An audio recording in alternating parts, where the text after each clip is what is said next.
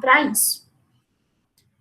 Agradecer aos professores que vão falar hoje. Então, aqui a gente tem o corpo docente do nosso curso. Se você não é do nosso curso, a gente está à disposição, alunos de outras instituições ou profissionais de outras instituições.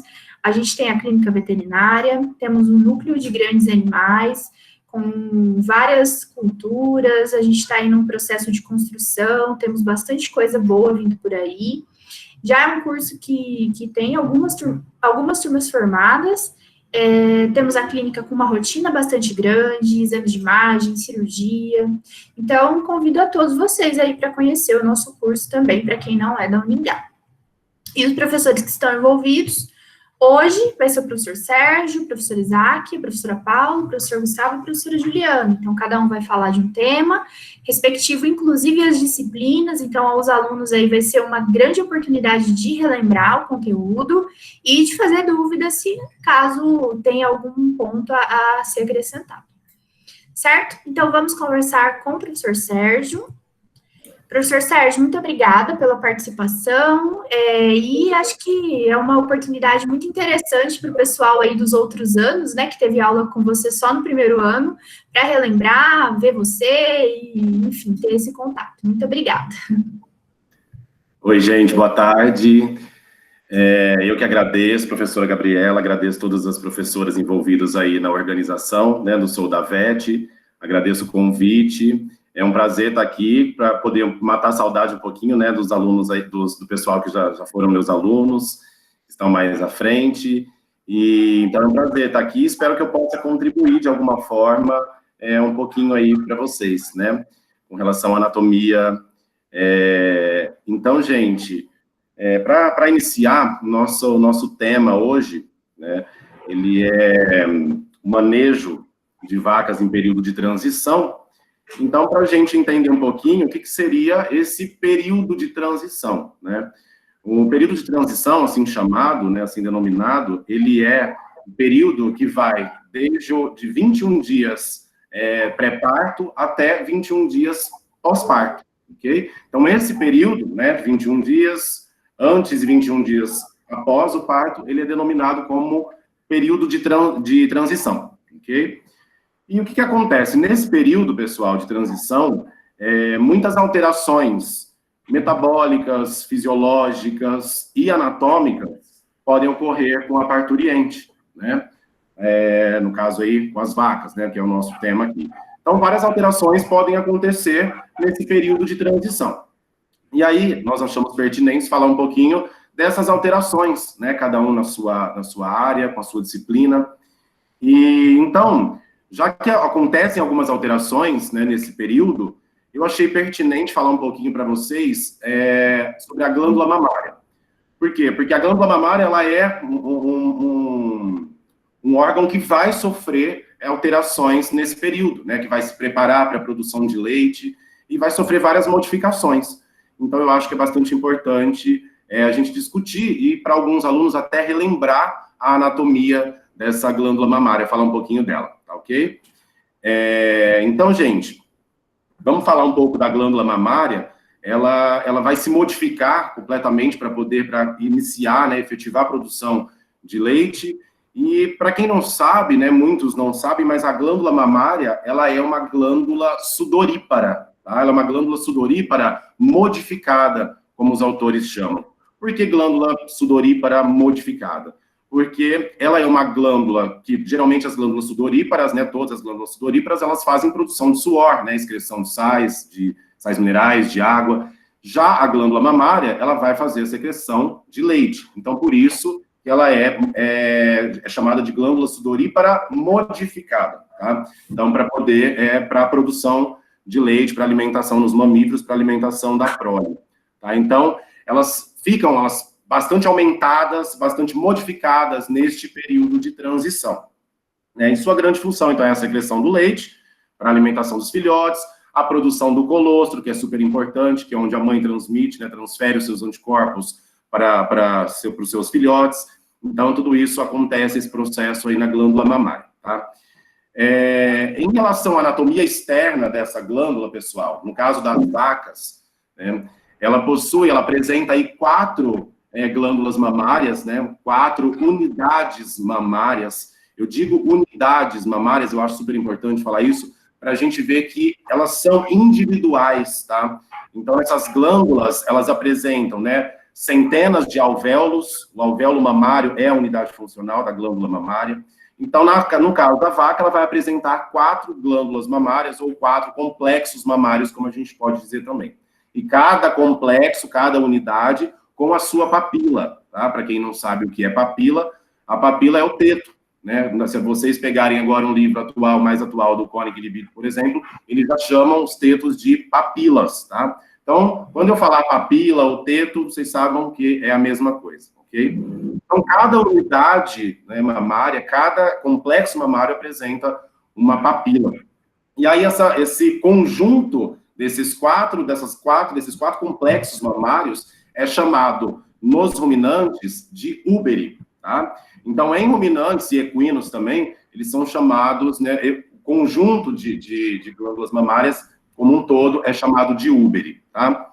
Bom, então o úbere, ele é revestido por pele, por pelos, né, externamente, fica suspenso aí por um ligamento, que na verdade é um aparelho, que é chamado de aparelho suspensório, e é bastante grande esse úbere, e vai ter, claro, que variações, né? Ele é bastante grande, pode chegar aí, para vocês terem uma ideia, de 14 a 32 quilos, né? Bastante pesado. E, claro, que todas essas variações, né? Vão ser, tipo, nenhuma vaca vai ter o úbere igualzinho da outra. Todas essas variações, elas vão sofrer, elas vão ser devido à raça, à maturidade, né? Ao estágio funcional dessa glândula. Então, claro que vão existir essas variações anatômicas, ok? E aí, gente, internamente, né, essa glândula mamária, então ela apresenta, cada glândula mamária apresenta aí centenas de alvéolos mamários, né? E uma coisa que também não falei, que ocorre aqui na maioria das vacas aí, para cada unidade funcional, então, existe uma papila. Essas papilas, geralmente, elas são longas, compridas e grossas, tá? E uma papila, então, para cada complexo mamário, ok? Em relação à anatomia interna, e daqui a um pouquinho também, mas no final eu vou passar um outro slide que tem a fotinha para vocês. Mas então, né, cada complexo é formado por centenas de alvéolos mamários, né? Esses alvéolos mamários, eles se reúnem formando os lóbulos, que por sua vez se reúnem formando lobos, né? E esses alvéolos, então, que vão fazer a produção do leite, ok? E aí, desses alvéolos, o leite foi produzido, eles vão para onde? Então, existe um sistema de tubos, né, uma tubulação, que a gente diz, que vai levar esse leite até o exterior.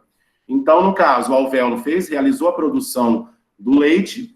Esse leite, ele vai ser encaminhado para os ductos alveolares, que são menores, né, próximos ali dos alvéolos. E daí, em frente desses ductos alveolares, a gente tem até aqui no slide, tem uma fotinha, se vocês quiserem ir acompanhando aí, que fica também mais fácil. As bolinhas brancas aí são os alvéolos, depois os próximos são os ductos alveolares, ok? Então, produziu no alvéolo, esse leite vai para os ductos alveolares. Dos ductos alveolares, eles vão desembocar nos ductos lactíferos. E esses ductos lactíferos, eles se abrem numa cisterna, uma cavidade comum, que é chamado de cisterna da glândula, tá? Ou seio da glândula também, como trazem alguns autores. E desse seio da glândula, esse leite vai, então, ser passado para o seio da papila, ou seio do teto. Lá do seio da papila, ele vai atravessar um canalzinho que é chamado de ducto papilar, chegando até o esfíncter papilar, né? O esfíncter da papila ou o esfíncter do teto, que é uma estrutura muscular, né? Tratando-se de um esfíncter, que vai fazer contração e relaxamento e vai permitir, então, a saída do leite aí para o exterior, ok? E daqui a pouquinho eu vou repetir no próximo slide, mas vamos falar um pouquinho também, pessoal, que tem uma relação, ela é muito vascularizada, essas glândulas, tá? Ela recebe um aporte sanguíneo bastante grande, que eu vou falar para vocês sobre a vascularização e os nomes, inclusive, dessas artérias principais. Para vocês terem uma ideia, é necessário a passagem, a circulação de aproximadamente 600 litros de sangue para a produção de 1 litro de leite.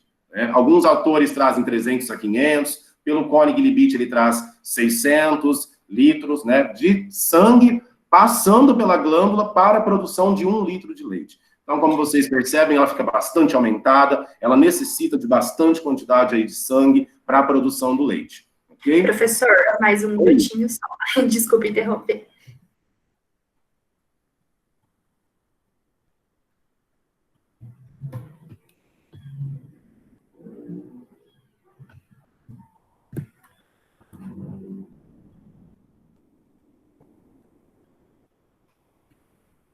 Professor Sérgio. Professor Sérgio. Oi. Pode falar. Tá tudo certo? Não, mais um minutinho só. Ah, tá. Só vou falar a vascularização e inervação, tá? É rapidinho. Então, gente, essa vascularização, então quem que leva, qual a artéria que leva o sangue para a glândula mamária? Vai ser a artéria pudenda externa. Dessa artéria pudenda externa vai ser originada a artéria epigástrica superficial caudal, que dessa artéria epigástrica vão surgir os ramos, então, mamários, artéria mamária cranial e caudal. E a vascularização, que é o contrário, né, que é a drenagem agora desse sangue, é feita também pela veia epigástrica superficial caudal e que vai desembocar na veia pudenda externa, tá ok? Então, são esses vasos principais. Em relação à inervação, ela recebe ramos dos nervos ilho hipogástrico, o ilho inguinal e gênito femoral, e ainda também recebe ramos adicionais do nervo pudendo, tá certo? E aí tem a fotinha aqui no segundo slide, que vocês conseguem observar, então, mostrando a produção aí o caminho do leite, né? Produzido no alvéolo, que vai para os ductos lactíferos, seguindo para o seio glandular, para o seio papilar, através do ducto papilar, passando pelo esfíncter, certinho? E aí, qualquer dúvida, gente, estou à disposição, espero ter adicionado, contribuído um pouquinho aí com vocês, o tempo é curto e a gente vai se empolgando, quer falar mais, né? Mas eu espero que tenha dado certo aí. Tá bom? Obrigado mais uma vez pelo convite, gente. Professor Isaac agora. Tá bom. Boa noite, pessoal, tudo bem? Obrigado às professoras Bruna, Thalita e Gabriela, né, organizadoras do Sodavet, pelo convite. E agora, como o professor Sérgio falou, eu vou fazer uma breve explanação sobre a fisiologia do parto e fazer alguns apontamentos importantes em relação à parte da lactação, né? Então, é sempre importante a gente saber que, durante o período de gestação, sobre a influência da progesterona, o miométrio, né, o músculo uterino, ele é um tecido quiescente, ou seja, ele, né, como o próprio nome diz, quiescente, de quieto, ele está ali e não faz a função dele de contração muscular. Por quê? Porque nesse período ele está apenas armazenando o feto em desenvolvimento e suportando as pressões impostas pelo crescimento do feto. Conforme vai chegando próximo ao período do parto, a gente começa a ter uma diminuição de progesterona e elevação de estrógeno. E essa elevação do estrógeno causa duas alterações fisiológicas importantes no tecido uterino. Qual que é? No miométrio. Síntese de actina e miosina dentro das fibras musculares, então, para que esse tecido ele passa a ser um tecido contrátil e não fique mais quiescente, e também aumenta o número de junções comunicantes do tipo gap. Lembrando, então, que esse tipo de tecido, né, de musculatura lisa, é unitário, então, sempre a propagação de potencial de ação, ele é feito por junções comunicantes do tipo gap, tá bom? Mas a ideia inicial, pessoal, que a gente tem que ter, assim, é o que dá o start inicial do parto, certo? Que é a pergunta da nossa amiga Mimosa aí no slide, né? Então, estudos já revelaram que o start inicial do parto, pessoal, nada mais é do que a maturação fetal, né? Então, conforme o feto vai se desenvolvendo, como vocês podem observar no primeiro quadro ali à esquerda, existe a maturação do eixo hipotálamo-hipófise, né? Mais especificamente adeno-hipófise.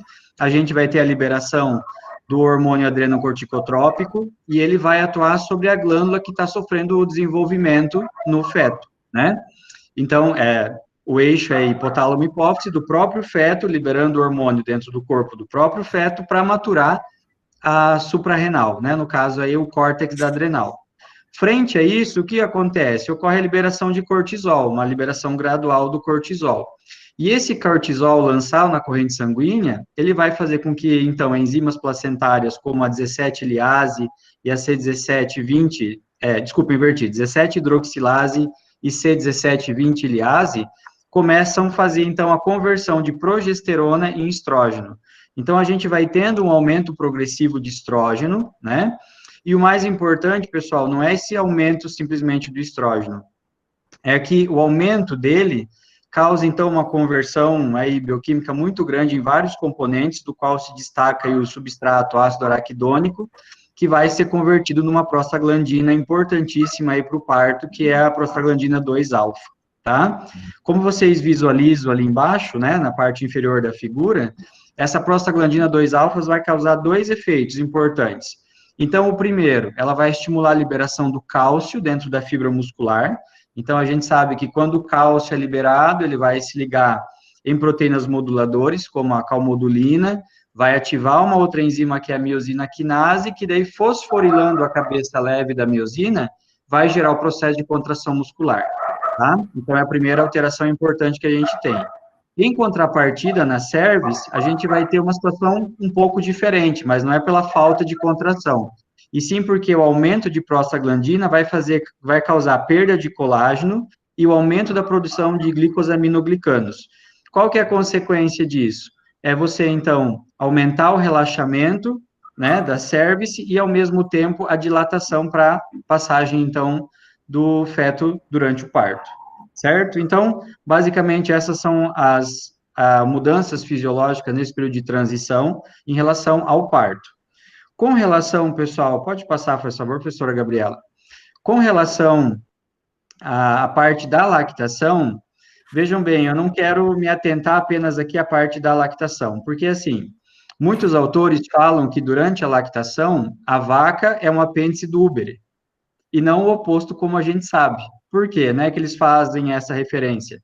Porque toda a fisiologia da vaca tem que ser modificada para sustentar o desenvolvimento, a produção de leite, a necessidade nutricional que a glândula mamária tem para poder fazer a sua função. Então, essa tabela aqui é uma tabela modificada de autores importantes, que tem um livro exclusivamente dessa parte aí de produção de leite, lactação, né, questão também relacionada a manejo nutricional, e ela é importante porque ela mostra algumas alterações fisiológicas parciais, vejam, não são totais, são parciais, né? A literatura descreve quase todos, se não todos os tecidos vão sofrer alterações fisiológicas durante o período que a gente tem, então, de lactação, tá? Então, observem comigo rapidamente, né? O tecido mamário, obviamente, vai ter um aumento do número de células secretoras, né? Porque também eu tenho um aumento de nutrientes que são exigidos, e também, ó, como o professor Sérgio falou, né, um aumento do suplemento sanguíneo, né, então isso são alterações fisiológicas importantes, que vão aí desde vasodilatação, né, para a chegada de mais fluxo sanguíneo e utilização de nutrientes. Com relação também às características ingestivas do animal, né, após, então, o parto e durante a lactação, a gente vê um aumento na quantidade de alimentos que esse animal vai ingerir, e modificações fisiológicas no sistema digestório importantes, como, por exemplo, aumento do rumen gradativo, aumento de papilas ruminais para fazer absorção de nutrientes, né? Também a gente vê uma alteração significativa em fígado, onde a gente tem aumento de produção de síntese proteica, aumento anatômico do fígado, né? E ali a gente tem duas situações importantes. Eu tenho maior mobilização de glicogênio, então o glicogênio armazenado no fígado vai ser quebrado em glicose, para disponibilizar mais glicose circulante, e também a gente vai ter altas taxas de gliconeogênese, que é a produção de glicose derivada de outros compostos que não carboidrato. Então, veja, eu tenho que aumentar a taxa glicêmica desse animal, né?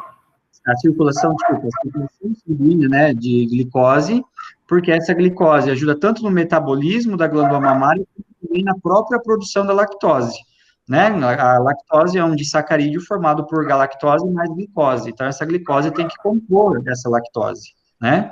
Veja, os tecidos de reserva, tecido adiposo, vai reduzir síntese de lipídio, vai aumentar a lipólise, né? E vai reduzir a absorção de ácidos graxos. Claro que ali também vai depender do balanço energético do animal, mas como é um tecido de reserva, pode ser utilizado. Como tecido que a gente tem ali em cima, também, ó, reduz a utilização de glicose, reduz a síntese de proteína, porque o foco agora não é produzir músculo, né? E também a gente tem um aumento da degradação de proteínas, caso energético negativo. olha só, mobilização do ósseo também, né? O que acontece? Para formar, principalmente no início, aí, o colostro, e depois a manutenção toda da lactação, eu preciso de muito cálcio. Então, eu tenho uma boa óssea importante.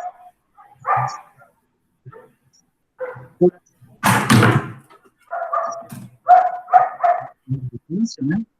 Eu tenho um aumento do fluxo sanguíneo, né? Então, eu tenho um aumento do débito, né? E para que chegue mais sangue, então, nessa glândula, e devido ao metabolismo mais acelerado. E tudo isso, pessoal, é regulado por esse último quadro, né? Aqui tem alguns principais, mas a gente sabe que toda essa fisiologia, alteração, né, da fisiologia é por causa da alteração hormonal. Então, ali a gente tem, nesse período, redução de insulina e hormônios de tireoide, né, porque o foco agora não é tanto na vaca, e sim na glândula mamária, na produção de leite, e a gente tem aumento de hormônios importantes, como a prolactina, o hormônio de crescimento, né, o hormônio da somatotrofina, o GH, que, desculpa, faltou um H aqui, agora que eu estou vendo no slide, e também o aumento de glicocorticoides. Então, principalmente a prolactina, glicocorticoides e o GH, o hormônio de crescimento, são importantes hormônios para a lactogênese, que é o início da lactação, e a galactogênese, né, durante todo um período, então, de lactação da vaca. Certo? Eu espero ter dado uma relembrada com vocês na fisiologia, estou à disposição para qualquer questionamento. Passo a palavra para a professora Paula.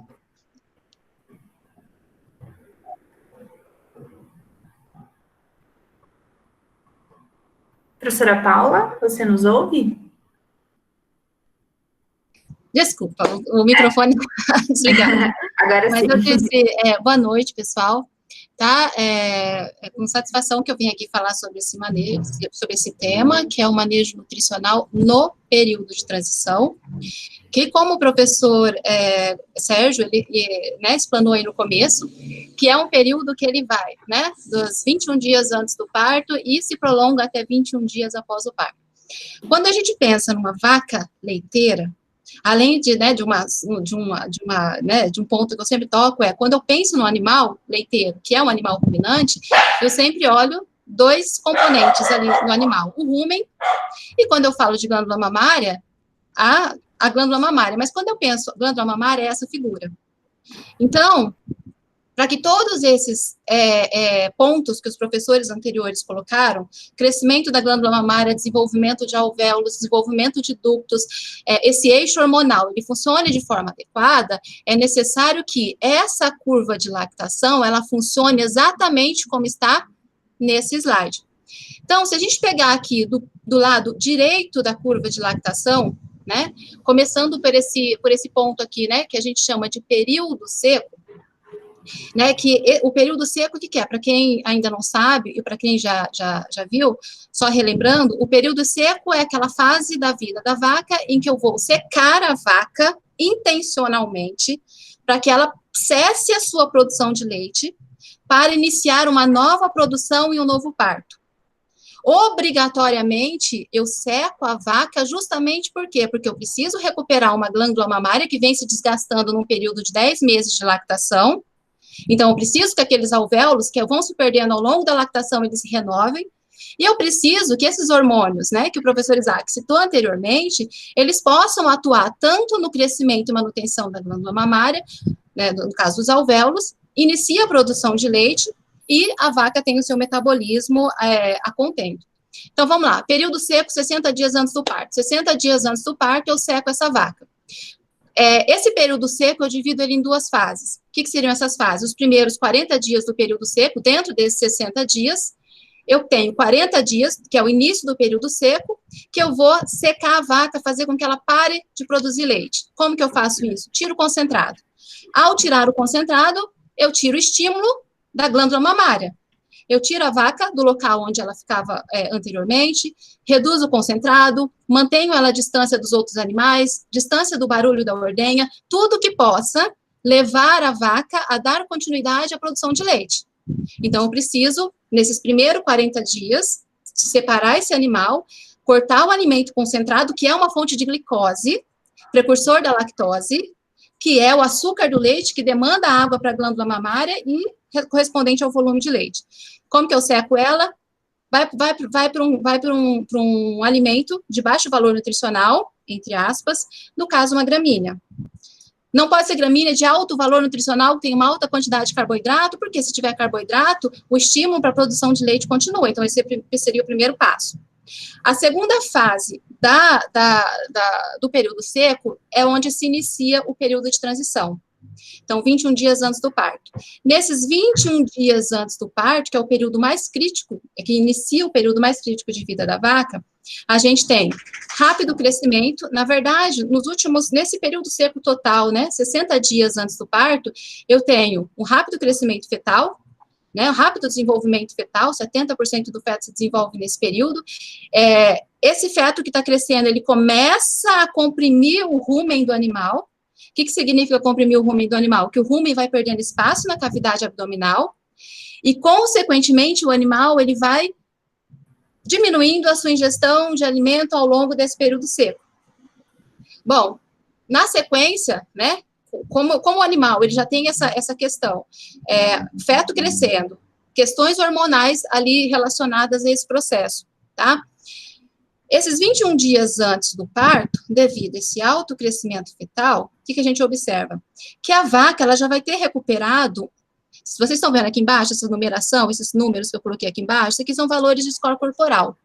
Então, 21 dias antes do parto, é interessante que a vaca já esteja com o score corporal próximo de 3,5. Esse seria o score corporal ideal para a vaca ao parto. Score corporal 3,5. Para quem não lembra o que é o score corporal, é aquela medida subjetiva, onde a gente avalia, né, algumas medidas ósseas, algumas exposições ósseas desse animal, e a gente consegue fazer uma avaliação nutricional e reprodutiva a partir da avaliação do score corporal. Bom, 21 dias antes do parto, então, o que acontece? A vaca, ela vai começar o início da produção de colostro. Consequentemente, esse início da produção de colostro, ele coincide com uma fase em que a vaca vai começar a sua queda na ingestão de matéria seca. O início da produção de colostro ocorre uma inversão, né, de distribuição de nutrientes no organismo do animal. Então, aquilo que a vaca come não é o suficiente para atender às suas exigências de mantença, gestação, produção, lactação e, posteriormente, para a reprodução. Se a gente pensar numa novilha de primeira cria, isso se agrava ainda mais, porque a novilha de primeira cria, além de tudo, ela tem crescimento. Então, aquilo que o animal come, o organismo do animal, depois da fermentação ruminal, ele precisa fazer a distribuição desses alimentos para que todas as etapas de crescimento do animal, eles ocorram a contento. Porém, 21 dias antes do parto, começa a produzir leite.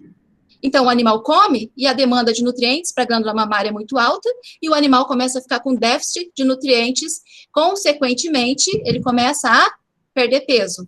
Numa fase em que, como o rumen está perdendo espaço para o útero, então, se ele está perdendo espaço, a vaca já não come mais a mesma quantidade que ela comia anteriormente.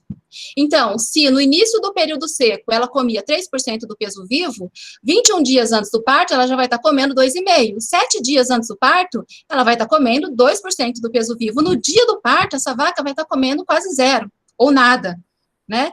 E aí vem o balanço energético negativo, né? Que a vaca pare.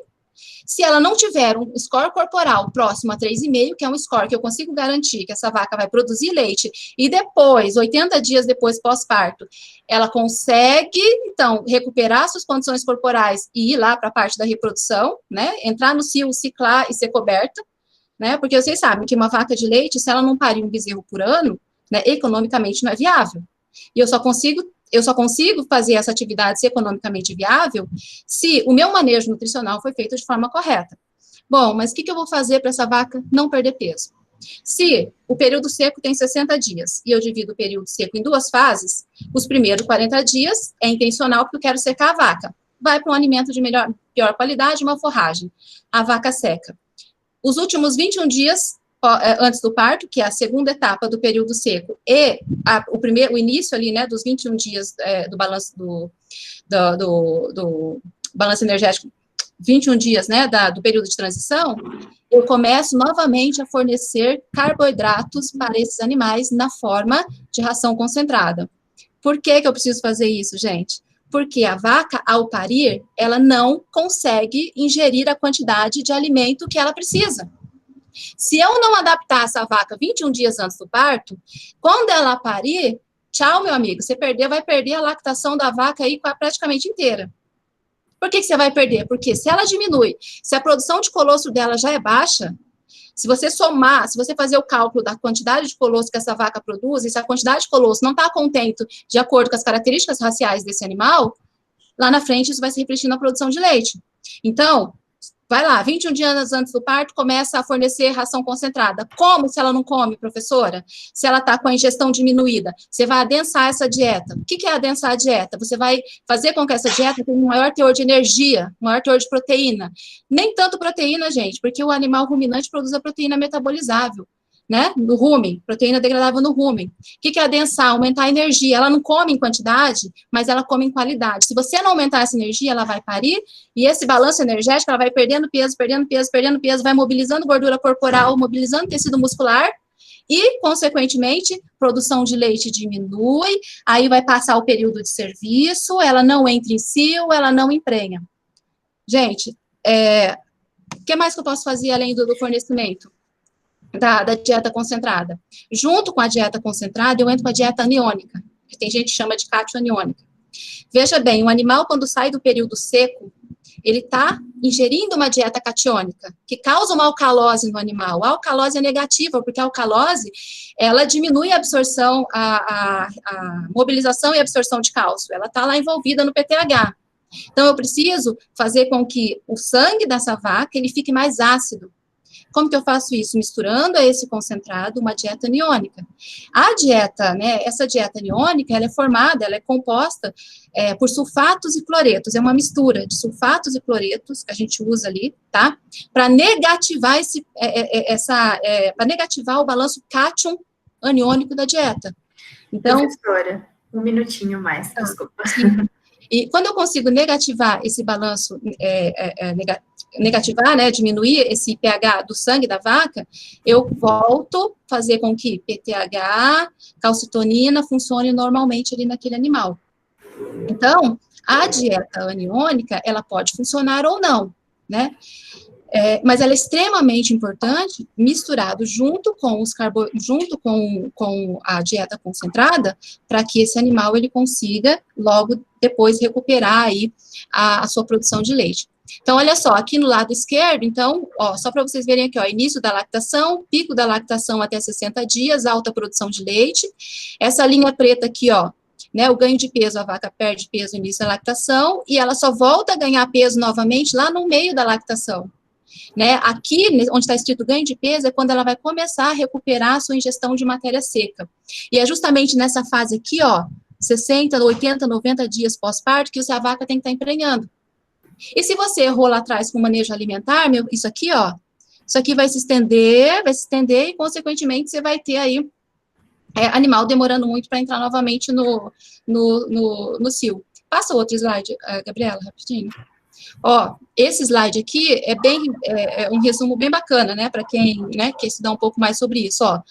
Parto, utilização das reservas corporais, aumento da produção de leite, queda na ingestão de matéria seca, né, uso das reservas corporais, né, volta de novo para o período seco, adaptação do rumen a essa nova dieta, né, e, consequentemente, para a gente dar condições aí para essa vaca não desenvolver nenhum distúrbio metabólico, tá? Apesar de que a gente sabe que toda vaca de alta produção, em qualquer momento da vida dela, ela vai entrar em balanço energético negativo, ela vai entrar. O que a gente pode fazer é minimizar, né? Trabalhando com a dieta adequada, concentrado, dieta aniônica, manejo adequado, e para que ela consiga, então, passar para a próxima fase, que seria, então, o retorno ao cio, né? Que o professor Gustavo, ele fala aí mais para frente, tá? Isso aí, pessoal.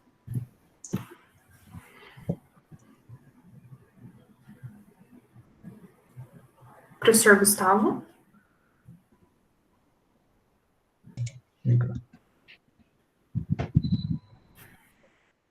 Pronto. Estão me ouvindo, Sim. pessoal? Estão me ouvindo? Ótimo. Então, vamos lá. Boa noite a todos. Primeiramente, gostaria de agradecer o convite feito e parabenizar pela ótima iniciativa de todos os professores envolvidos aí nesse grupo. excelente forma da gente estar discutindo e se adaptando aí às nossas condições atuais de isolamento e não perder tempo, né, e sim agregar conhecimento a todos. Então, para dar continuidade a tudo isso que já vem sendo falado, né, pelos outros professores aí, eu vou entrar um pouquinho no âmbito reprodutivo, né, um dos maiores desafios que a gente tem quando a gente fala de período de transição. O que a gente quer, como a professora Paula bem disse, a nível de reprodução, é tornar esse animal apto a ciclar novamente, e aí, assim, em seguida, emprenhar para que venha dar um produto ao ano e manter essa fêmea lactante, né? Esse é o intuito da reprodução aqui, trabalhando junto com a produção desses animais. Então, só para relembrar um aspecto importante, né, desse período reprodutivo que essas fêmeas se encontram, durante esse tempo de transição e ao longo de toda a gestação, né, nós temos que as vacas, elas estão agora num período de anestro, né, o nosso foco principal dentre as 5 fases do ciclo reprodutivo de um animal, que um bovino apresenta, ela vai estar em anestro, que corresponde aí à fase de aciclicidade, ou seja, ela não está ciclando devido aos seus baixos níveis hormonais e elevadas concentrações de progesterona, né, o principal hormônio que está regendo todo esse processo de manutenção da gestação. Então, ela se encontra nesse período, por favor, professora, pode dar um enter aí. O que a gente observa em seu ovário é essa estrutura, né, que está lá mantendo a gestação, que está mantendo o feto no interior do útero desse animal e favorecendo também, logo ao final da sua gestação, uma nova lactação, né, a nível de estimular o desenvolvimento de ductos alveolares, dos alvéolos mamários. Então, esse hormônio participa também do processo de produção láctea, né? Futuramente a gente vai ter um novo momento de lactação nessa fêmea. A gente está saindo nesse período de transição, a gente está saindo, então, de uma fêmea lactante e gestante para uma fêmea gestante e seca. Então, o desafio que a gente vai ter nesse período, devido, né, às diversas situações que a gente encontra, é restabelecer o ciclo dela frente a todas as adversidades que ela se encontra nesse momento. Então, vejam só no próximo slide aí, por favor, como que é bagunçado essa história de tentar restabelecer um equilíbrio energético numa situação que é inevitável que isso aconteça. Então, fisiologicamente falando, isso acontece. Não se assustem aí com esse esqueminha, é só realmente para mostrar a vocês como que é bagunçado esse processo de transição. Né, e que 5 minutos, 6 minutos de explicação não vai sanar todas as nossas dúvidas, mas para que vocês entendam que devido a essa condição atual da nossa fêmea, né, esse balanço energético positivo, a liberação de cortisol devido ao processo de parição, a imunossupressão que isso vai levar esse animal a passar, tudo isso predispõe a inúmeras situações, deixa essa nossa fêmea sujeita a determinadas condições, a determinadas patologias reprodutivas, e às vezes nem existem outras patologias que nem reprodutivas são, a professora Juliana vai falar em seguida, e que nos sujeitam a não conseguir restabelecer a atividade dela dentro do período ideal. Então, qual que é o período ideal que a gente tem para restabelecer a atividade cíclica de uma vaca? É em torno de 45, 130 dias pós-parto, pensando naquela lógica dela vir a dar, né, a parir um bezerro ao ano. Né? Para que a gente consiga fazer isso, por favor, pode passar de slide. Para que a gente consiga fazer isso, vejam só o quão desafiante é esse momento. Por quê? Porque para eu alcançar esse meu objetivo de torná-la gestante e fazer com que ela venha gestar um indivíduo ao ano, eu preciso trabalhar num período, vejam só, esse quadrado demonstra o período ótimo de reprodução de uma fêmea, em período de transição, e vocês podem notar aí, nessa ilustração, que o balanço energético negativo ali em cima, em vermelho, ele vem junto com esse período ótimo de reprodução, de atividade reprodutiva. Então, o nosso foco aqui vai ser tentar, ao menos, fazer com que essa fêmea não entre tanto balanço energético negativo, não se aprofunde nesse processo de balanço energético negativo, a partir de uma boa condição nutricional, a partir aí da manutenção do seu status de score de condição corporal, fornecer uma boa quantidade de nutrientes a essa fêmea, a fim de que ela consiga ter um óvulo, né, um oócito de qualidade. Então, nesse tempo aí, em que ela se encontra em balanço energético negativo, a gente vai ter déficits, né, falhas nutricionais importantes. A maior demanda hormonal, né, a maior demanda nutricional, elas estarão focadas na produção láctea, não vão estar nem aí para o trabalho reprodutivo desse animal, a não ser que sobre nutrientes. Se sobrar, então vamos mandar para a reprodução para continuar o processo aí de produção de leite e reprodução daquele animal. Caso contrário, faltou nutriente, vai faltar ovulação, vai faltar atividade reprodutiva, porque um animal sem condição nutricional, ele entende, né, da seguinte forma: se eu não tenho nutriente para me manter, eu não vou manter mais ninguém dentro de mim. Então, nesse momento, é o momento ideal de eu trabalhar em prol de uma condição corporal ideal nessa fêmea, né, estimulando, melhorando essa condição de nutrientes que está sendo entregue ao seu trato reprodutivo. Pode passar de slide, por favor, professora? Aqui é uma demonstração comprovada da importância do fator nutricional influenciando sobre a atividade reprodutiva dessa fêmea. Então, vejam só como um trabalho adequado, né, sobre os níveis de energia que eu entrego a essa fêmea, como a professora Paula disse, veja como esse trabalho de controlar, né, adequar as condições nutricionais não é importante nesse momento. É um trabalho que mostra que, pelo simples fato de eu aumentar a ingestão de matéria seca ali, né, aumentar o fornecimento energético a essa fêmea, eu acabo sujeitando ela a uma melhoria nas condições foliculares. Então, eu disse agora no slide anterior que é muito importante eu entregar nutriente, não só para ela produzir leite, mas também para ela manter a atividade reprodutiva. E essa melhora na entrega nutricional é comprovada aí, por exemplo, através desse trabalho, que favoreceu, né, teve uma alta, então essa coluna à esquerda mostra essa alta na condição do hormônio insulina, que é entregue e melhora a condição de um folículo ovulatório de uma vaca, né, em comparação àquelas que não tiveram uma dieta, né, tão balanceada quanto as fêmeas da esquerda. Vejam só no próximo momento, próximo slide, por favor, professora. Vejam só aqui também comprovando essa mesma questão relacionada a um outro hormônio, que é o fator de crescimento semelhante à insulina. Em vacas de diferentes cruzamentos, a gente tem gir com holandês e também temos gir com holandês, isso mesmo, e as primíparas mestiças nesse trabalho foram que eles testaram.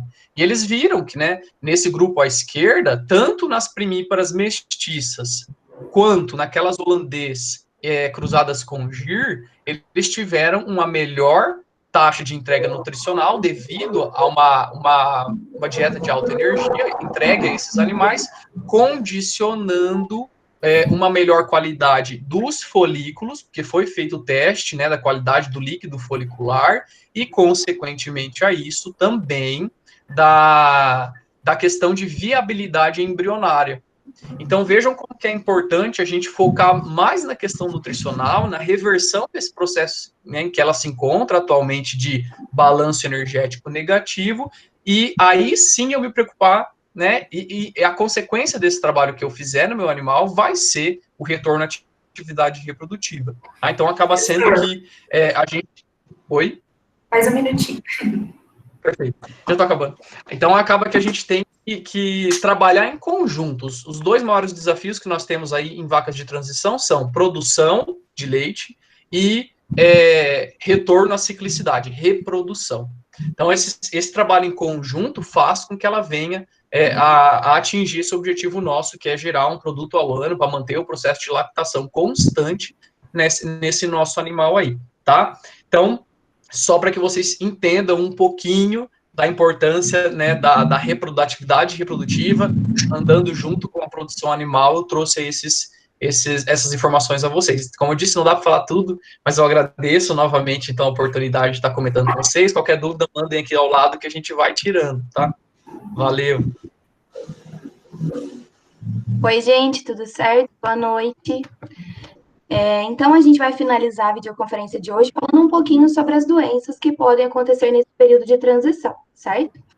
Bem, eu escolhi somente 3 das principais que podem acontecer, que estão aí no slide demonstrado para vocês, que são a hipocalcemia, também conhecido como febre do leite, a cetose, que é a cetonemia ou a hipoglicemia da vaca leiteira, e o deslocamento de abomato.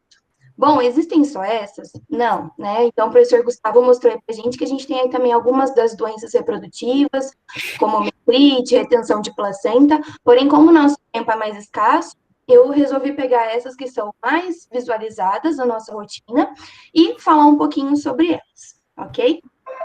Então, a gente vai começar falando um pouquinho sobre a hipocalcemia. Então, a hipocalcemia, gente, é quando a gente tem a queda do cálcio sanguíneo, o que pode gerar alguns quadros variados. Desde uma hipocalcemia subclínica, que é um problema bem comum de acontecer, porque a vaca ela não apresenta sinal clínico nenhum. O porém é que ela tem uma queda nessa produção leiteira de até 30%. Ou seja, o nosso proprietário está perdendo dinheiro de uma forma silenciosa, né? Ele não está vendo essa vaca doente e ele acaba perdendo porque está refletindo na sua produção de leite diretamente. Ou nós podemos ter também a forma clínica, que é quando acontecem os sinais clínicos. Quando a gente tem a forma clínica, gente, nós podemos ter 3 estágios.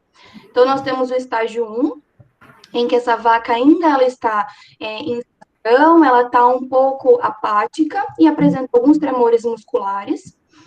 A fase 2, ela é claramente classificada com decúbito external, então ela já apresenta o músculo seco, né, o nariz seco, está mais apática, mas ainda interage com o meio, só que não consegue permanecer em estação. E aí nós temos o estágio 3, em que a nossa vaca já está em decúbito lateral, totalmente em estado depressivo e não interage mais com o meio, certo? E quando essa queda de cálcio, né, ela é muito grande, abaixo de 2 miligramas por decilitro de cálcio, nós temos, então, que esse animal pode evoluir para o óbito. Isso acontece já quando ele está no estágio 3, já está aí com sinais neurológicos, em estado depressivo e sem interação com o meio, certo? A forma mais clássica da gente observar um quadro de hipocalcemia, né, quando o proprietário procura a gente, é aquela vaca que acabou de parir, num pós-parto recente, de 24 a 48 horas pós-parto, que está em decúbito external ou lateral, com apatia, anorexia, tremores musculares, e quando realiza a administração de cálcio intravenoso, o tratamento, né, quando o veterinário faz, a vaca se levanta como se nada tivesse acontecido. E é bem nesse caso que o veterinário é bem visto, né, porque ele acaba de fazer somente um sorinho na veia da vaca, e essa vaca se levanta. E ele aí fica visto como um curador, né, milagroso, enfim. A melhor forma, gente, da gente evitar a hipocalcemia ou diminuir consideravelmente a sua incidência no nosso rebanho é realizando a prevenção. Então, vocês vão ver sempre, eu falo muito nas aulas para vocês, que a prevenção é a melhor forma, né, porque o tratamento é muito caro. Então, a gente precisa instituir a prevenção para melhorar essa incidência da doença. E como que a gente previne a hipocalcemia? Nada melhor do que a instituição da dieta aniônica, como a professora Paula explicou para vocês anteriormente. Então, é fazer a instituição da dieta aniônica aí no finalzinho desse período de transição, né, que seriam os 21 dias pré-parto, certo? Bom, já quanto à cetose ou a cetonemia, ela ocorre principalmente no pós-parto, porém, alguns dias depois. Então, ela não acontece naquele pós-parto imediato. Ela vai acontecer 10 a 14 dias pós-parto. E ela vai acontecer, gente, pela mobilização de gorduras de forma acentuada, quando o balanço energético negativo ele é muito intenso. Assim também como a professora Paula discutiu bastante com vocês. Mas, gente, o balanço energético negativo, assim também como falado pela professora Paula, ele acontece de uma forma fisiológica. Qual que é a diferença, então, né? Quando que uma vaca vai desenvolver a doença e quando que ela vai ficar bem e não vai ter? Algumas, elas vão passar por um balanço energético negativo muito intenso. Então, quando você não faz uma dieta adequada, então, quando lá a sua dieta está prejudicada, você vai refletir isso no pós-parto do animal. E esse animal tem uma maior chance de desenvolver, então, a cetose. Desculpa, gente. E aí, quando esse balanço energético ele é intenso, isso gera doença, certo? E a cetose, gente, ela também pode ser classificada em subclínica ou clínica. Ou seja, a gente também tem a forma da doença em que o animal não apresenta sinais clínicos, e aí ela reflete somente com uma hipogalaxia, né, que é a queda da produção leiteira, e de novo, o nosso proprietário está perdendo leite de uma forma silenciosa. E nós temos também a cetose clínica, em que a vaca apresenta sinais clínicos de doença. Então, anorexia, apatia, queda na produção de leite e a perda de peso bem significativa, né, que vai refletir no score de condição corporal mais baixo. A forma de diagnóstico, gente, de cetose é pela dosagem de beta-hidroxibutirato. Então, essa é a melhor forma que a gente tem para diagnosticar que a nossa vaca está com cetose. E a gente tem um aparelho portátil agora, né? Ele foi, acho que nos últimos 2 anos, lançado no mercado. Ele é um aparelho pequenininho, como se fosse um glicosímetro. E ele dosa a concentração de beta-hidroxibutirato. Ele é portátil, fácil e prático. Porém, a aquisição dele é um pouquinho mais cara. Mas para quem trabalha com vaca de leite, compensa muito, porque você tem um diagnóstico rápido, né? E é uma doença que a gente acaba perdendo aí dinheiro quando não tratada de uma forma rápida e eficiente. E o tratamento vai constituir na aplicação, né, na administração intravenosa de glicose, 50%. Essa glicose, ela deve ser feita de forma intravenosa, né, porque os ruminantes não podem receber glicose por via oral, senão gera aí uma acidose lática ruminal aguda. Então, é sempre bom estar atento a isso. E também associado, a gente pode fazer agentes glicogênicos, que são precursores da glicose, que aí são administrados de via oral, como o propileno-glicol. Então, o propileno-glicol pode ser utilizado aí desde o pós-parto da vaca, né, logo quando ela pariu, para evitar uma cetose clínica e tratar uma subclínica quando diagnosticada, e ele também ajuda a gente a manter esses níveis estáveis para que essa vaca não desenvolva uma cetose novamente, porque é muito comum a vaca se recuperar de um quadro de cetose e passa em alguns dias, ela faz novamente. Por quê? Porque ela continua nesse balanço energético negativo, né? Então, ela tem uma deficiência nutricional e isso pode voltar a acontecer. Então, a gente pode manter essa vaca com a administração de propileno-glicol para melhorar esse quadro. E por último, gente, a gente tem o deslocamento de abomaso, que vai acontecer no pós-parto, né? Ele pode acontecer no pré-parto, aí com 8, 9 meses de gestação, mas ele é muito mais comum de se observar nesse pós-parto. E por que acontece esse deslocamento de abomaso, né? Por que o abomaso vai sair do lugar? Então, no final da gestação, o útero ele está muito grande. Então, ele está brigando ali por espaço, né, na cavidade abdominal. E quando essa vaca pare, o que acontece? Acontece um espaço imenso, as vísceras começam a se reorganizar dentro dessa cavidade abdominal. Associado a isso, a gente tem um quadro de diminuição da ingestão de comida e uma atonia abomasal. Então, esse abomaso, assim como os pré-estômagos, passam por uma atonia. E esses 2 fatores associados predispõem o abomaso a se deslocar. Então, quando a gente fala de deslocamento de abomaso, a gente tem que saber que existem 2 tipos principais. Então, a gente tem o deslocamento de abomaso à esquerda e o deslocamento de abomaso à direita. Mas, em 90% dos casos, esse deslocamento ele é à esquerda. E isso é ótimo para a gente, porque ele é mais fácil e simples de se resolver. Porque quando a gente pensa no deslocamento de abomaso à direita, né, essa torção de abomaso à direita pode predispor também uma torção do abomaso. E se esse abomaso ele torce, esse abomaso perde viabilidade, né, perde irrigação sanguínea e pode deteriorar a parede. E o animal reflete um quadro muito grave, porque ele vai ter dor. Então, ele reflete num quadro de cólica, com cavais, coicial, olhar o flanco, olhar de ansiedade, por conta dessa dor do deslocamento de abomaso à direita. E aí entra como uma cirurgia de emergência obrigatoriamente, certo? Se a gente não faz a cirurgia de emergência, esse animal, ele pode vir a óbito rapidamente também, questão de horas. E aí, gente, o tratamento do deslocamento de abomaso, em ambas as situações, né, o deslocamento de abomaso à esquerda ou o deslocamento de abomaso à direita, ele é realizado por cirurgia.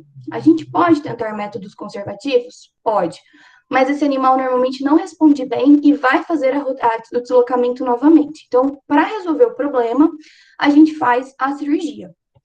E a técnica mais empregada atualmente, né, por ser mais fácil e rápida, é a omentopexia pelo flanco direito, tá? Então, o pessoal aí do 4º ano já teve como a gente realiza a omentopexia, né? Depois, se vocês tiverem dúvidas, a gente pode discutir um pouquinho sobre a técnica cirúrgica. Mas eu queria abordar de forma sucinta essas 3 enfermidades para vocês. Não são só essas, né, que podem acontecer, como eu já disse para vocês, dentro da médica a gente ainda tem a mastite, que pode acontecer, só que a mastite daria aí uma outra videoconferência tranquilamente de 1 hora para a gente falar e abordar. Então, com esse pouquinho de tempo que a gente tinha, eu decidi falar somente dessas 3. E para finalizar, eu queria deixar para vocês que é o nosso dever, né, como veterinário de grandes, que trabalha aí com os bovinos leiteiros, saber identificar e tratar essas enfermidades. Mas o mais importante é saber prevenir. Porque na prevenção a gente evita grandes perdas econômicas ao produtor, principalmente nas afecções que se apresentam de forma subclínica, como no caso da hipocalcemia e da cetose. E fazem o produtor perder dinheiro de uma forma silenciosa. Além do mais, vale lembrar que a prevenção é muito mais barata quando a gente pensa quando comparado ao tratamento de cada bovino, certo? Então, era isso que eu tinha para falar para vocês, gente. Espero que vocês tenham aproveitado. Aqui deixo um agradecimento ao pessoal do Soldavet, né, que organiza esses encontros, que eu acho que é de muito bom proveito. Certo, galerinha? Muito obrigada.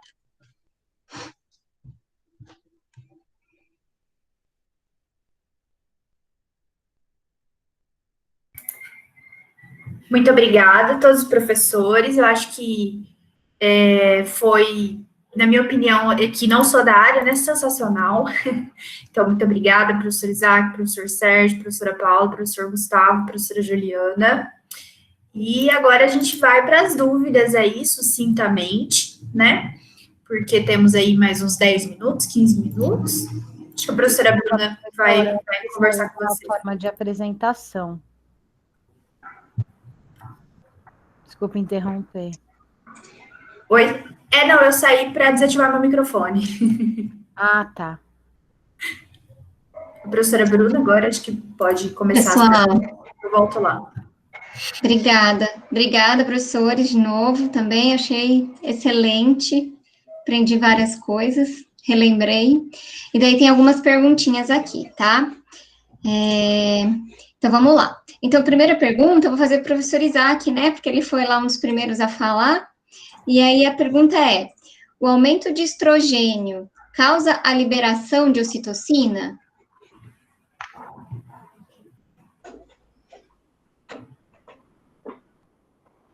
Oi, repete, por favor, professora. Professora, a pergunta é, o aumento de estrogênio causa a liberação de ocitocina? Não. O que acontece quando você tem um aumento de estrogênio é que você aumenta, o estrogênio estimula o aumento na produção de receptores da ocitocina.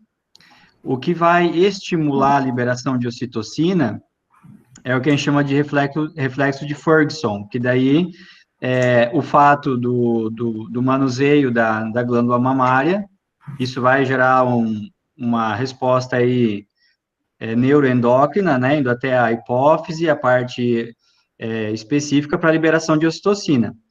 E a resposta de secreção é muito rápida, né, então não é o estrógeno que vai liberar a ocitocina, ele estimula o crescimento e a formação de receptores da ocitocina, mas a ocitocina ela é estimulada e produzida de outra forma, pelo reflexo de Ferguson. Tá ótimo, obrigada, professor.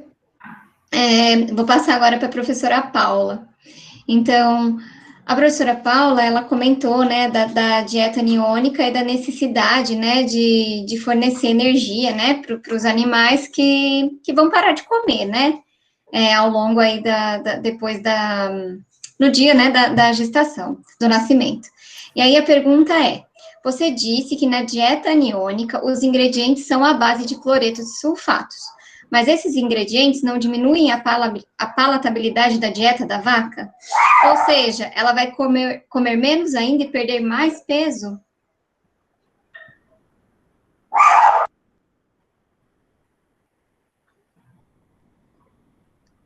Eu desligo aqui. Então é isso.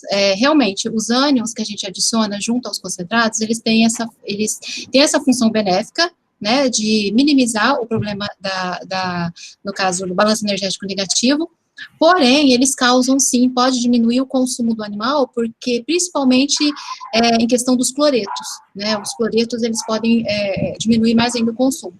Né, o que seria importante fazer, né? Porque se a vaca come menos, isso vai estar misturado ao concentrado, ela vai continuar com perda de peso.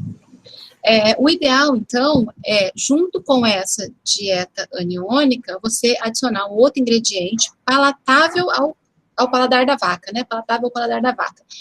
Então, a gente adiciona alguns outros ingredientes, né? Mais doce, né? Você pode ter uma mistura de açúcar, você pode ter uma mistura de melaço, mas a dieta aniônica ela é colocada em quantidades muito pequenas, pequenas mesmo, gramas, né? Porque ela é misturada ao concentrado, mas que pode causar um efeito negativo por rejeição do animal. Então, é necessário adicionar, sim, um palatabilizante, né? Para melhorar o consumo. E ela ter o efeito que a gente espera. Legal. Professor, e daí aproveitando, existe alguma raça, né, de vaca que existe maior predisposição a apresentar balanço energético negativo e a desenvolver algum tipo de doença? Então, alguns livros, tá, eles dizem que raças menores, como a raça Jersey, ela pode ter uma maior predisposição. Porém, hoje a gente sabe que qualquer animal que esteja com erros em manejo nutricional ou nutricionalmente deficiente nesse período pré-parto, se for um animal, principalmente um animal de alta produção, né, seja ele de qualquer raça, ele vai apresentar balanço energético negativo, ele vai mobilizar reserva corporal, gordura, tecido muscular. Então, assim, alguns autores citam a Jersey por ser um animal menor, por ter uma demanda maior de nutrientes, né, para a glândula mamária, por produzir um leite com maior teor de sólidos totais. Não sei se vocês lembram, mas sólidos totais é a soma de proteína, gordura, minerais e vitaminas que tem no leite. E essa raça, por exemplo, a Jersey, ela produz um leite com maior teor de sólidos. Então, quanto maior o teor de sólidos do leite, mais nutrientes tem que ser demandado para a glândula mamária. Então, por isso, essa raça pode ter uma predisposição maior. Porém, raças holandesas, qualquer outras raças, né, animais de alta produção, se teve um manejo adequado, ele pode apresentar, sim, em médio e alto grau de balanço energético negativo e as doenças metabólicas que a professora Juliana falou. Eu não selecionaria uma raça, não, todas. Tá certo. Eu vou fazer mais uma pergunta, porque acho que é bastante importante. A perda de peso é um problema, né? Bastante grave. Tá, mas e se eu tiver um animal muito gordo também, né, parindo? Isso também pode ser um problema? E quanto que eu considero uma vaca, né, muito gorda? Qual que é o score corporal? Então, o score corporal ideal ao parto, 3,5. Então, você pode ter uma variação de 3,5, assim, chegando próximo a 4. Quando chega próximo a 4, a gente já considera que o animal já está entrando, já posso considerar um animal gordo, indo para a obesidade. Então, animais que parem com o score corporal acima de 4 não é interessante, porque é um animal que a gente já considera um animal obeso, um animal acima do peso, e o grande problema de um animal que pare obeso é que todos esses distúrbios metabólicos, né, que a professora Juliana falou, esse animal obeso, ele vai ter de forma muito mais intensa que uma vaca que está perdendo peso. Por que acontece isso? Porque por ele estar obeso, ele ingere muito menos alimento ainda, né, do que uma vaca magra. Porque tem aquela, o professor Isaac talvez possa explicar melhor isso, né? A fisiologia, a questão quimiostática dos nutrientes, do cérebro, da ingestão, da saciedade. Então, o animal que está obeso, ele tem menos saciedade, menos necessidade do que o animal magro. E aí ele mobiliza mais gordura, e essa mobilização maior de gordura, né, tem mais produção de corpos cetônicos, mais circulação disso no sangue e acaba sendo mais intenso o problema nos animais obesos. É extremamente importante. A gente pensa só no animal que está perdendo peso, mas o controle alimentar, tá, gente, tem que vir no período seco, para evitar, se o animal já recuperou a condição corporal dele, a gente tem que garantir que esse animal não vai ganhar peso, porque se ele ganhar peso, a gente vai ter um problema muito maior, até do que o animal que está perdendo lá na frente. Isso aí. Legal, obrigada, professora Paula. Vou agora para o professor Gustavo, seguindo a ordem. Professor Gustavo, existe alguma coisa que a gente possa fazer, né, enquanto veterinário, para melhorar o status reprodutivo das vacas no pós-parto? Ótima pergunta, professora Bruna. Isso é um questionamento que vem sendo levantado desde muito antigamente, né? Porque muitos produtores visam essa questão de retorno à reprodução das vacas para que elas voltem a emprenhar e tudo mais, né? Então, como médicos veterinários, o que dá para a gente fazer? Então, o produtor, o papel dele, né, o mínimo é fazer uma dieta balanceada, oferecer, né, uma condição nutricional, um aporte nutricional ideal a esse animal, e isso já vai favorecer esse processo de retorno à atividade reprodutiva. Mas, né, o que a gente pode lançar a mão aí, o que vem sendo feito? Então, tem trabalhos hoje em dia que estudam o uso de alguns hormônios que favorecem uma das etapas do puerpério. O puerpério é o pós-parto das vacas. Então, as vacas passam por 2 etapas no pós-parto. Delivramento, que é a expulsão da placenta, e a involução uterina. Então, para que haja uma maior chance dela reduzir esse útero mais rapidamente, tem algumas propriedades que é hábito ser feito a aplicação de prostaglandina, né, de análogos da prostaglandina, como cloprostenol, a título de favorecer a eliminação do lóquio, que é aquele resto celular, aquele líquido que é liberado no pós-parto fisiológico das vacas, diminuir os quadros de retenção de placenta e favorecer o retorno do útero ao seu tamanho ideal de uma forma mais rápida, né? Em média, aí, eles costumam fazer de 1 a 2 aplicações sucessivas de prostaglandina, que é um hormônio equibólico que a gente fala, né? Que contrai o útero para eliminar os conteúdos. E aí tem-se notado que a aplicação desse hormônio favorece o retorno ao cio mais rápido, diminui o período de serviço aí, que é feito nesses animais. Professor, e daí, pensando nisso já, né, o desmame precoce, ele também pode favorecer essa vaca retornar ao cio ou não? Acho que isso daí tudo depende muito da condição atual do animal, né, mas o desmame em si, ele também já foi provado ser algo benéfico no retorno ao cio dos animais. Por quê? Enquanto a gente tem um animal mamando lá na mãe, né, sugando aquela glândula mamária, ela tá lá produzindo leite para ela, tá produzindo leite para o bezerro tá favorecendo a produção de hormônios que inibem a liberação de substâncias gonadotróficas, que são hormônios que estimulam o início da atividade folicular das vacas. Tá? E enquanto esse bezerro está lá no pé daquela mãe, se alimentando dela, ele induz a liberação dessas substâncias, né, que vão favorecer a baixa nos níveis desses hormônios gonadotróficos, como eu falei, e aí retarda a atividade reprodutiva das fêmeas. Então, tem feito... Isso é mais para bovino de corte. Bovino de leite a gente já tira logo de cara, né, os animais, então não tem essa questão ali, o desmame do bovino leiteiro, mas do bovino de corte, aí sim, tem estudos que fazem o desmame com 3 meses, 5 meses ou 7 meses, que é o desmame mais tardio que se pratica, e eles veem que as vacas desmamadas com 3 meses retornam ao cio mais rápido do que as outras. Só que o bovino leiteiro, né, a gente quer logo emprenhar o mais rápido possível, né, sem nem fazer esse desmame precoce que a gente faz no bovino de corte. Faz o desmame abrupto no bovino de leite. No dia que nasce, né? E faz o aleitamento artificial deles, né, e a mãe que vai produzir leite. Tá certo. Gente, daí vou passar para a professora Juliana, então obrigada, professor Gustavo. Vou começar com a pergunta do Matia. Então, o Matia perguntou: Prof. Juliana, a aumentopexia por correção, né, do deslocamento do abomaso, ele tem possibilidade de recidiva?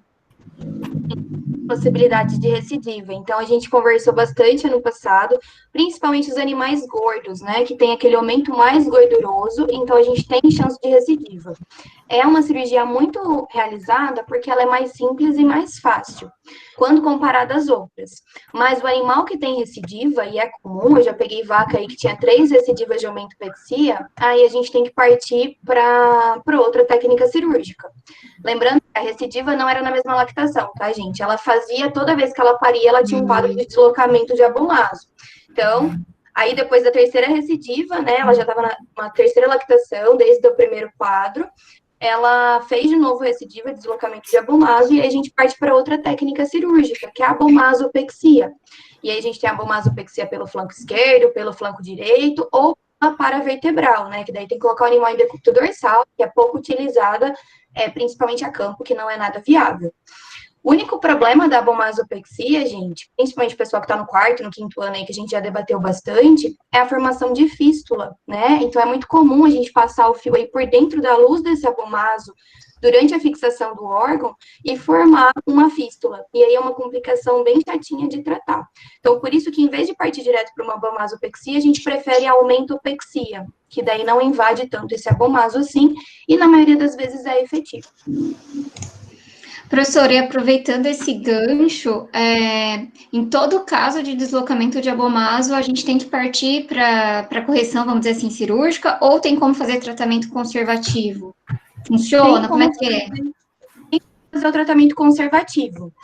Só que o tratamento conservativo, gente, é somente rolar o animal. Exemplo, nós estamos com um deslocamento de abomaso para a esquerda. Você vai virar essa vaca e vai girar ela ao contrário para reposicionar esse órgão.